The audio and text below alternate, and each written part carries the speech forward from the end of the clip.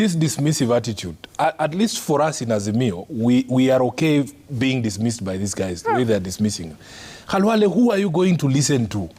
The ordinary Kenyan is telling you they don't want this thing, they can't afford it. The professionals are telling you they don't want it. Civil society is telling you they don't want it. It's going to ruin the economy.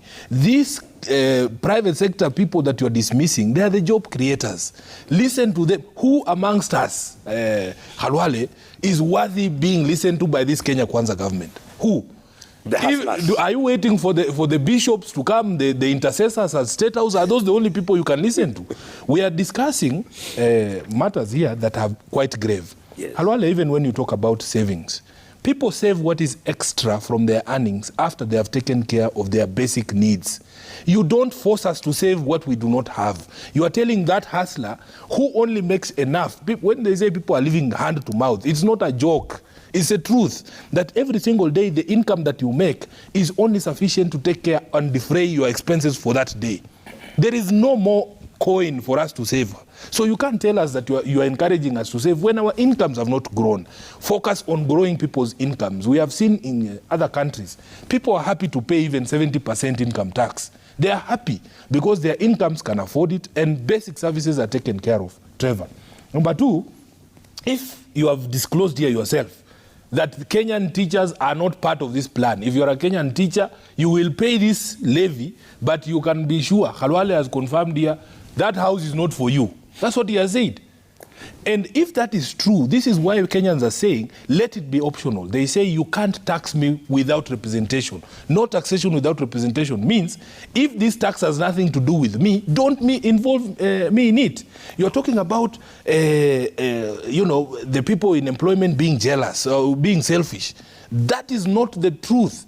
In fact, all of us, every person who is looking out there for a job out there, they know that they want to contribute. People want to contribute to the growth of their country. They know that these taxes are mandatory. We don't look for jobs to pay taxes, Khalwale. Please, we look for jobs so that we can be able to improve our financial standing, to help our families come out of poverty, to be able to feed our children, to school them. If you are telling me that the entire purpose of looking for a job is to pay taxes, there is no point of me working. I am working to employ and to improve my lot. You cannot tell me that the entire justification for people to have jobs is to pay taxes. That is not why we exist. So we are saying, grow the number of people who you are taxing.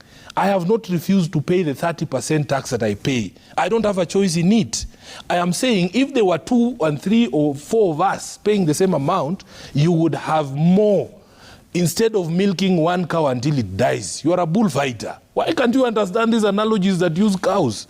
Okay. Get 2 cows, 2 dairy cows that you can get a liter each. Instead of taking 10 liters from one cow, it will die.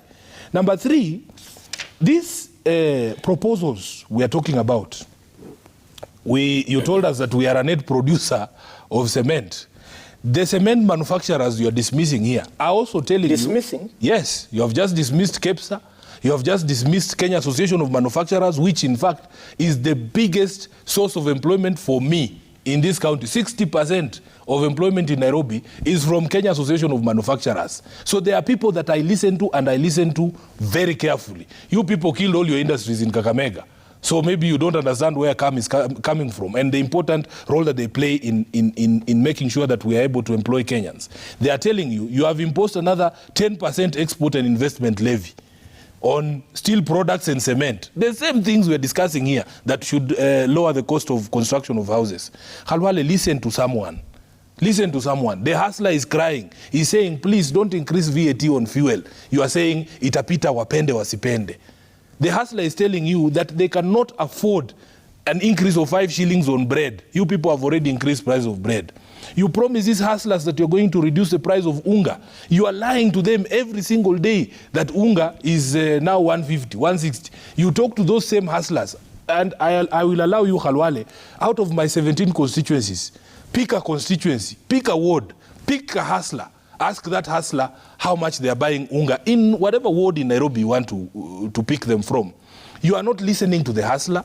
You are not listening to the professionals. You are not listening to civil society. You are not listening to us as representatives of the people. You are closed up in this state house where you just sing Hosanna from morning to evening, and then you impose these things and you don't want to listen to anyone, you just dismiss all of us. Okay. For me, I am happy for you to dismiss me because I know, as I said, you have profiled Azimio as a problem, that we are just a choir that makes noise.